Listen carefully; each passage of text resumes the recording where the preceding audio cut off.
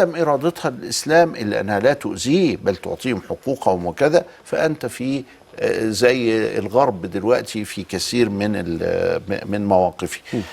أو أنك أنت عايش في مواطنة فيها مسلمون وفيها غير مسلمين، ولكن الجو العام موافق على الإسلام، فأنت في المدينة أولا. أو أنك في بلاد لا يوجد فيها واحد غير مسلم، كله مسلمين، فأنت في المدينة ثانيا.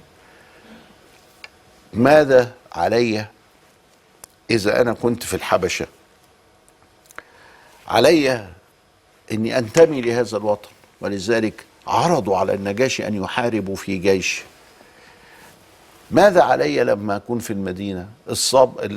في المدينة أولا، المدينة أولا دي مواطنة، عاملين زي حالتنا في مصر طول عمرنا مش دلوقتي بس. فالنبي عليه السلام ترك لنا نماذج 4 نعيش فيها. ده ملوش دعوة بناسخ ومنسوخ، ده ملوش دعوة بالكلمة الأخيرة، ده ليه دعوة كيف تعيش في العالم.